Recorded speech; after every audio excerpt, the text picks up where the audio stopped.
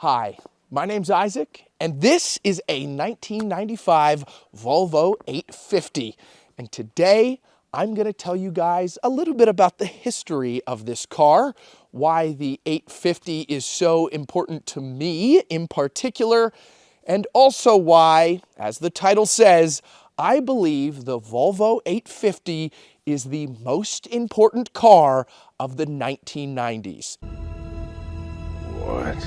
I know that's an insane opinion to have, and according to my research online, I think I'm the only person on the entire internet that has that opinion. I may be the only person in the entire world that has that opinion, but just hear me out.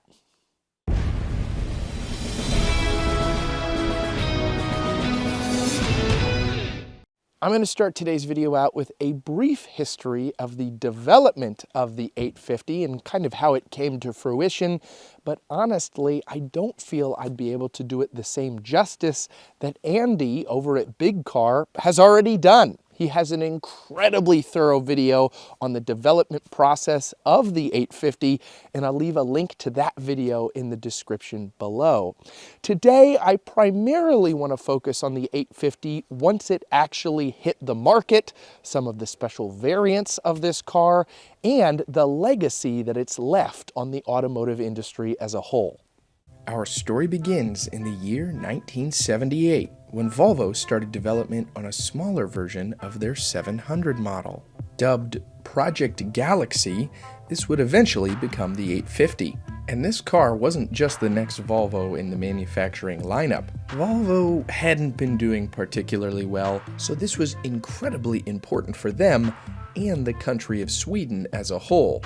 In fact, as grandiose as that may sound, Volvo's own website claims it became Sweden's most expensive industrial project, with Volvo Cars' future hinging on its success. And eventually, after years of development delays, the 850 was introduced to the European market in 1991 and the US market in 1992. I told you the actual development history part was going to be really short. During that decade plus of development, Volvo focused its engineering on making this car incredibly innovative. I cannot overstate how much this car not only moved Volvo forward, but the entire car industry as a whole. Volvo marketed the 850 with 4 key improvements technology-wise. For starters, there was a new transverse engine that I'll talk about in a little bit more detail later, what Volvo called a Delta Link rear axle, which not only gave the car a smoother ride, but also a much safer one. Then there was the self-adjusting seat belts for the front seats, and perhaps most impressively, the Side Impact Protection System, or SIPS, which gave the occupants of the car much more protection in the event of an accident. In fact, this is actually the very first car to ever introduce side impact airbags. And that is the first reason that I believe the 850 is the most important car of the 1990s, because it pioneered safety innovations that would eventually become standard across the entire car industry. Now, this particular 850 is a GLT model. GLT stands for Grand Lux Touring, and that sounds snazzy because it is. The GLT offered a couple more creature comforts over the base model 850, standard leather, a sunroof, heated seats, a more premium audio system. It was pretty impressive, and honestly, even though this isn't the top trim, this sort of slotted right in the middle of all the 850 trims, it is the one that I tend to see the most of when I see these out on the road. And long before I did YouTube, my personal connection to the 850 is that my very first car was an 850 GLT wagon in emerald green metallic. That's the car I learned to drive on, so it will always have a special place in my heart. And bizarrely, I recently learned that Doug DeMiro's first car was also a 1996 Volvo 850, so it's like one thing we have in common, other than both being car YouTubers. I guess that's probably the main thing that we have in common. Nevertheless, this is incredibly nostalgic for me to be able to drive, even though this isn't exactly the most mint example of an 850.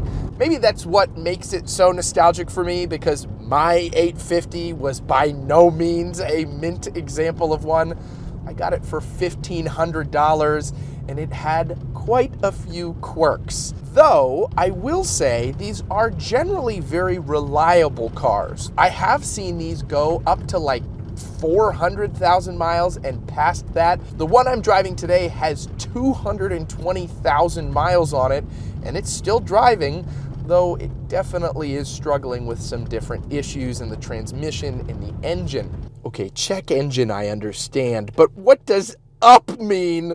Now, above the GLT trim, there was a variety of turbo versions available for the 850 over the years, and during the mid-90s, Volvo teamed up with TWR and began entering 850s in the British Touring Car Championship, and the 850 ended up doing fairly well. So, in 1995, Volvo decided to introduce a limited-run, performance-focused street version, the T5R. Why T5, you ask? Because the 850 came standard with a 5-cylinder. Yep, the quirks of this car don't stop coming. Over the years, Volvo used a few different engines, but all of them were inline 5s, and they ranged from 168 horsepower in the base model to 240 horsepower in the T5R. There was even a diesel available, but unfortunately not in America. The T5R was Volvo's first time ever making a factory performance car, and boy, could it perform.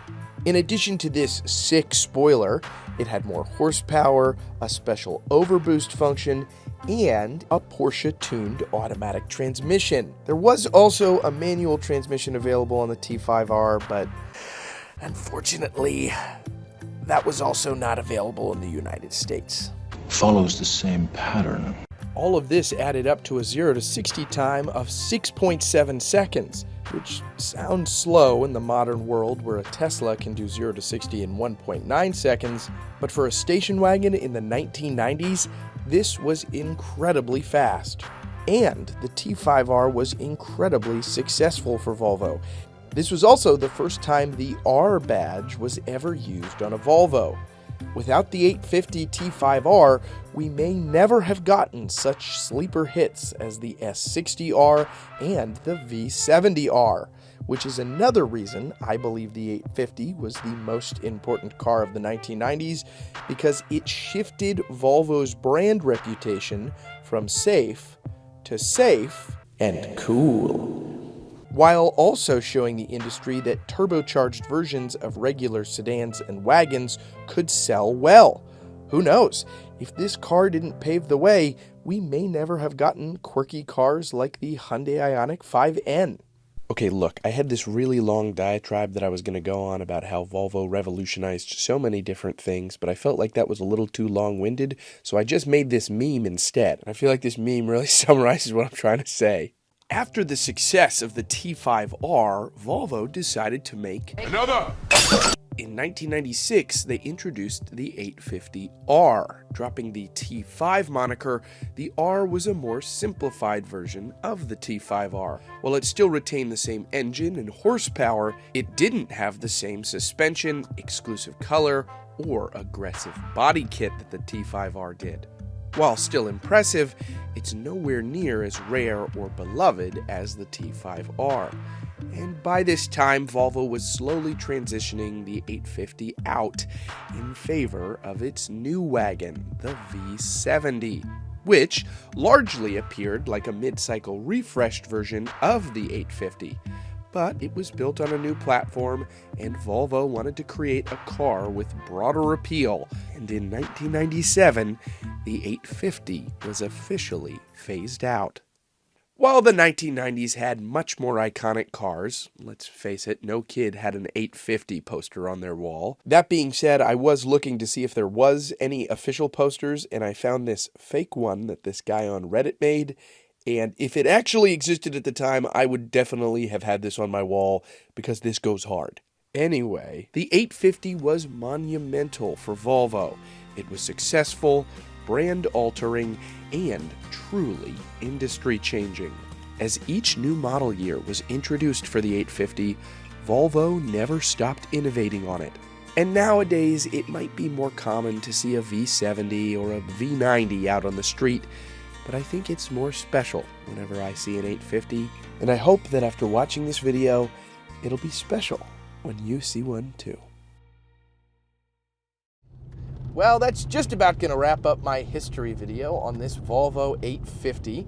I really hope you guys enjoyed, and shout out to Pastor Steve-O for lending me this. This is sort of his backup car, and as soon as I saw it, I was like, I gotta do a history video on it, and he was very gracious to lend me the car for the day. So thank you, Steve-O, for allowing me to review this. It has been a trip down memory lane for sure.